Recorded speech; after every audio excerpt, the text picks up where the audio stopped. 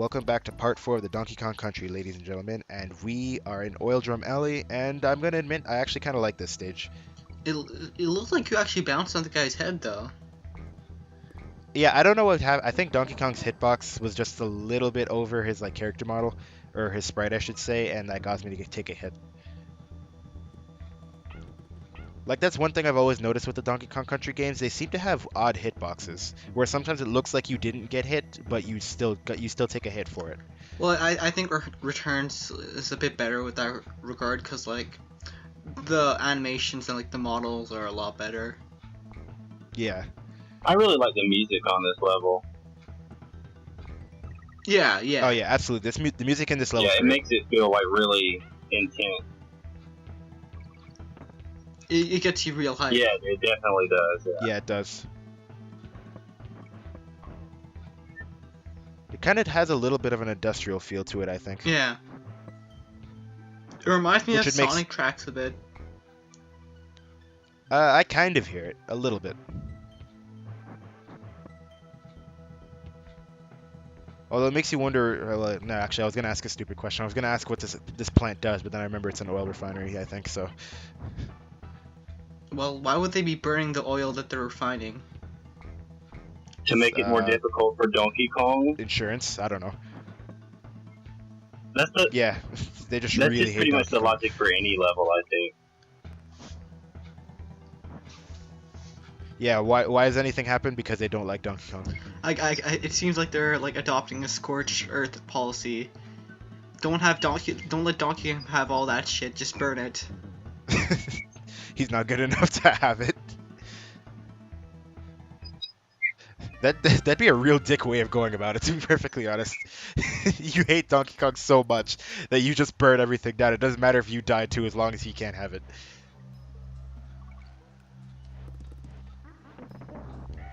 Now this level, I will say, I hate. This is probably my least any favorite level of the game. auto-scrolling level is that for me. Any level where you're on a track, I hate. Because it's hard to dodge enemies at certain points because of the enemy placement. And especially one of the later levels we get to where you have to keep recharging the, you gotta keep recharging your, I forgot the name of the device, but basically you gotta keep this thing on a battery, and if it dies, then you game over. Well, not game over, but you lose a life. Right. Yeah, that sounds annoying. When you started this level, I was thinking that was the level we were on, and I was like, oh my god, please no. Yeah, but then I realized it's one of the later levels. Yeah, but the one later on in the game. But hey, at least there's a this time you specific- might get all the letters. Oh boy, an extra life. Yeah, but the one where you have to basically recharge the thing you're riding on the whole time, I hate that level worse than any other in the game, seriously.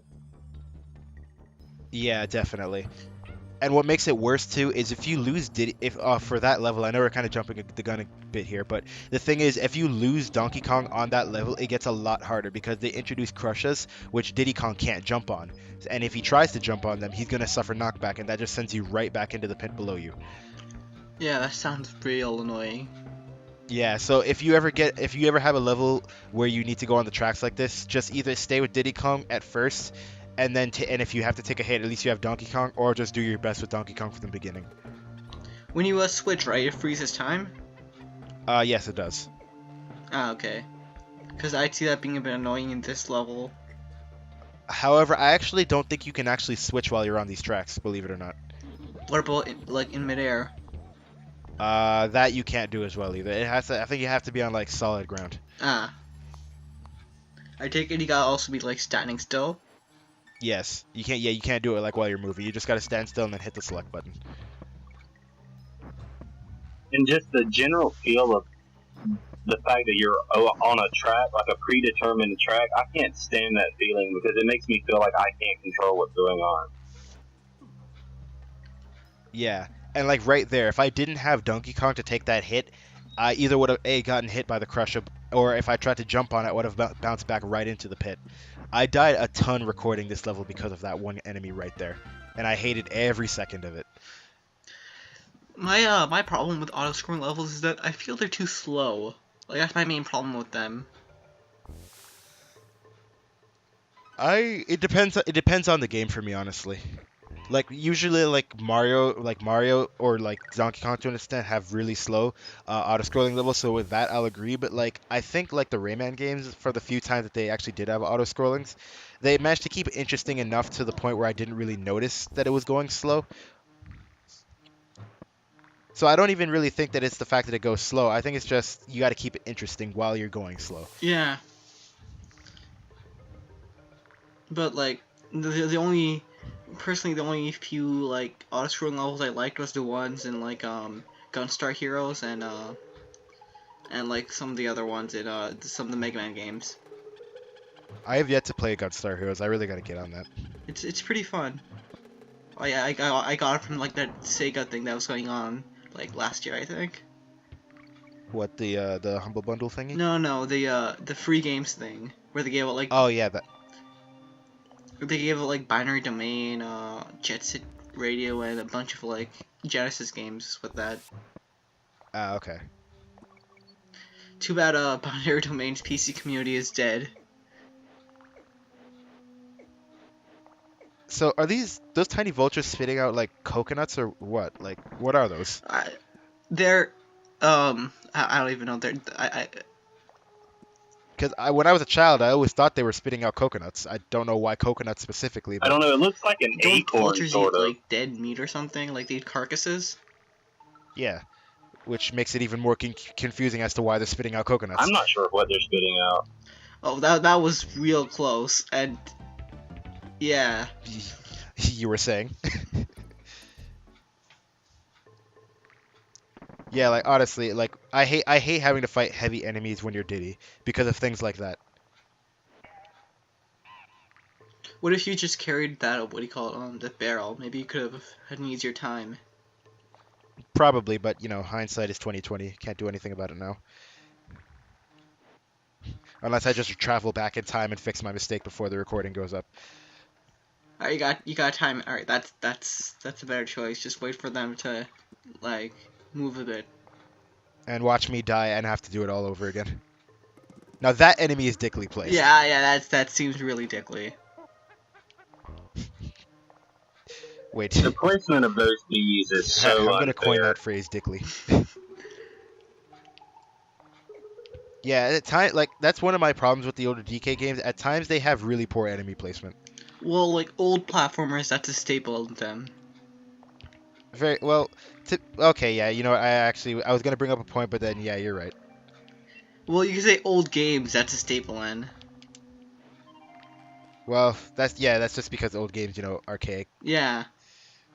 And hey, there's no arcades and there's no like what do you call it? We need these guys to spend coins so they can keep playing our games once they're done. Just make it difficult. Yeah, can't make the games too easy, otherwise people will blast through it and then they won't play it again. That was always like weird reasoning for me. Like if the game's fun, right, you'll just play it again. Well, I honestly think anger is something that would push people to play a game more to beat it than beating the game and being satisfied with that. Because like think about it this way: would you rather, like, if you were a child and you were at the arcade, would you rather beat the game fully once and then be really happy about beating it and then go on to the next game, or would you rather be pissed off to the game so much to the point where you keep spending your money trying to beat it? Well, True, but like here's the thing, right? If the game is fun, if the gameplay is fun and addicting, I'll play it regardless, even if I've like beaten it. But like if it's something like archaic and like it's hard and it's not fun to me, then like I'll probably just drop it. Like I can spend my money on better things. I know in my case, Fair point Like too. to give an example, right? as a child, When I tried playing Metroid 1 for the first time, I just couldn't get into it, and I dropped it completely until I picked it up later. yeah, I Braxton, was you were gonna just say saying something? to sort of answer your question, for me as a child, the games that I did get the maddest about were the ones that I played the most. So I don't know if that's a direct correlation, but I think you're onto something. I guess it's just more that drive to best the game to say that yeah you beat it and then you don't have to deal with it after that, rather than beating a game that you did enjoy all the way through, but then you don't really have much reason to go back to it after that.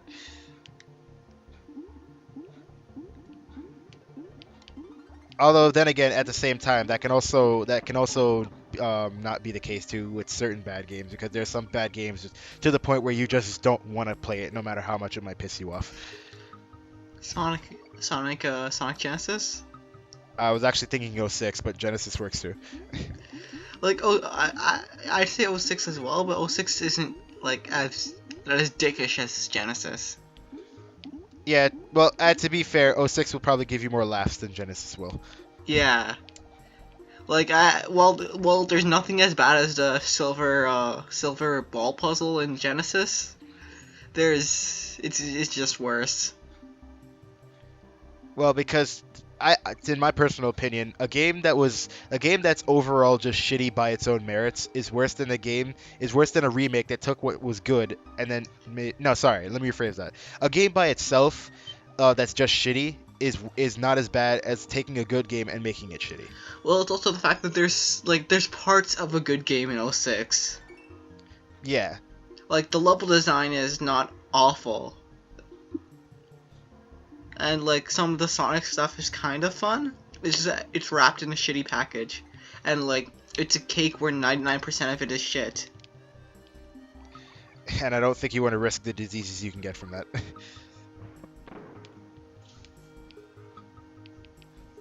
So, did I just get blasted through a wall? Yeah. Only in Donkey Kong. Have you guys ever noticed how dirty the water looks on that level? I think that's actually supposed to be like part Yeah, of I the know level it. aesthetic, Yeah, like because they're it like is right next to the oil poison refinery. pond, I know, but it's just like it really is very dirty. Yeah, it makes you wonder if they ever came out with any sickness from that afterwards. And the reason it kind of sticks out to All me, you see is it turns nighttime and DK starts glowing. he's glowing radiation. right? But the reason it sort of sticks out Hey, you know what? You know what's gonna be a cure for that? Bananas. is because it looks pretty much the same as all of the other water levels. It's like they just changed the water to green is all they did. Pretty much, yeah. Like most, like all of the water levels in the game really look the same. They just either have different coloring or different level design, and that's really it. Yeah. Like the art assets never change. The enemies are also pretty much the same. Yeah. It's weird that, like, you never really see many new enemies after the first world. Yeah. Actually, I would say after the second world, actually, because that's when you introduced to the vultures and things. Well, yeah. But then after that, then there's really nothing new after that. It's one of the things I prefer about, like, Mario games, where, like, they're constantly, like, giving new enemies after, like, in each world or whatever. By the way, I know it's supposed to be the shading of the of the sprites, but if you look at Espresso's left leg, like what is it like? What is that supposed to be? That looks like something growing off of her body. It doesn't look like another leg. Oh, that looks like shoes to me. No, not the one in the foreground. The one in the background. Wait, what is that?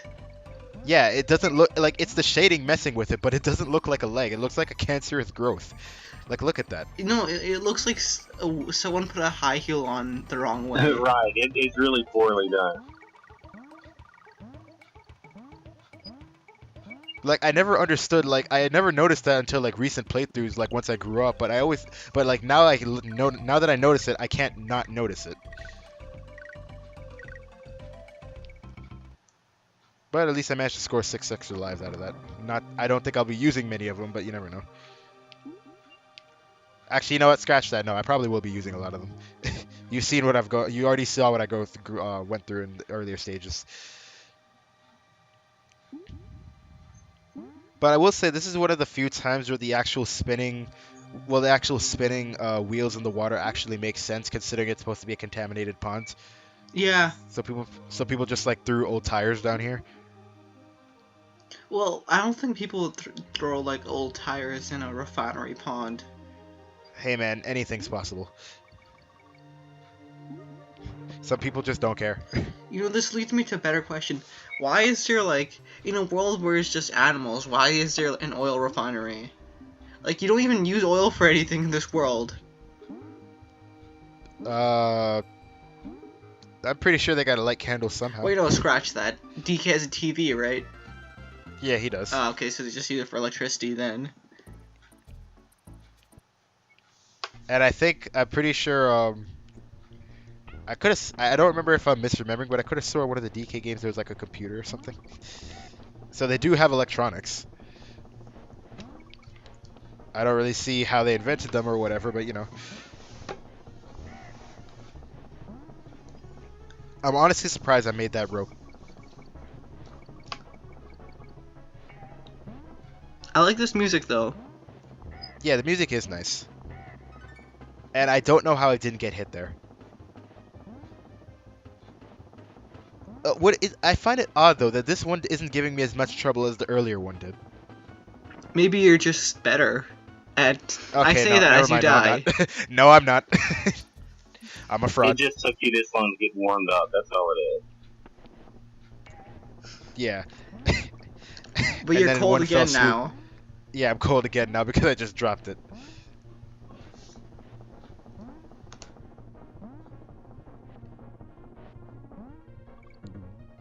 Well, I'm a bit far. Well, at least I made it a bit far. Okay, actually, I was so scared that I was actually about to hit that. Beam. Yeah, you were really, really close to hitting it.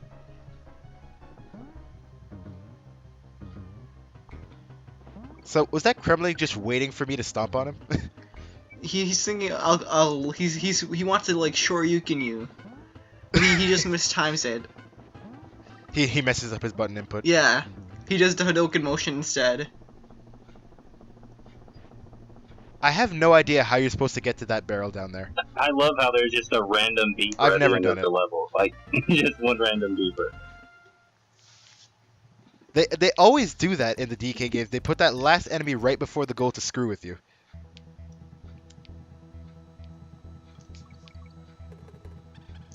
I kind of don't like the gimmick of this level. I like the gimmick, but at the same time, it can be really annoying. I cannot stand how it gets dark. It's just so terrible. I mean, it's an awesome idea, but as a player, as a kid, I hated this level.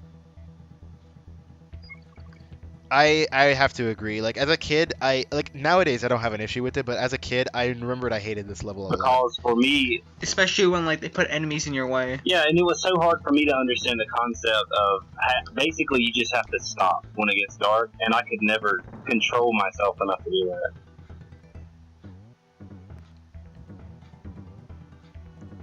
Like I figured out, like if you just take your time and like slow down and look at the level design now, then it's not so bad. But as a kid, when I was trying to rush through everything because I didn't want to be stuck in the dark, I had more trouble with it. Yeah, patience is definitely key.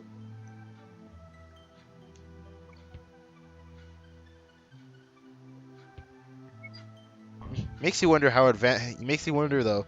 I wonder if they were intentionally doing this as DK went through the oil refinery and started messing things up. They're losing power. I don't know if that was something intentional or not, but it'd be a neat idea. I think we're getting into the TK lore now. Damn it, Ramon. The A4 was back then. This is now. Nah, but maybe like they're using coconut bombs on the oil refinery. Coconut Wow. bombs. That might be a thing. I'm not confirming whether or not that is. I don't know why that cracks me up though. Coconut bombs. Okay, that was yeah. I don't blame you for not seeing that.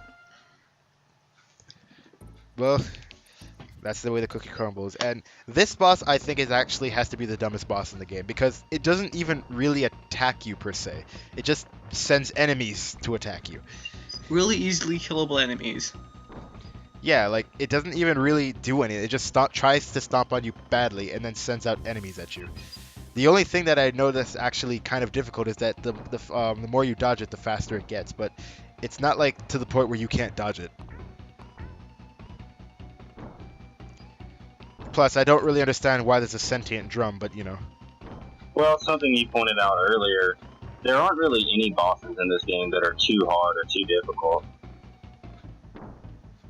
Yeah, like even the final boss is pretty easy, honestly.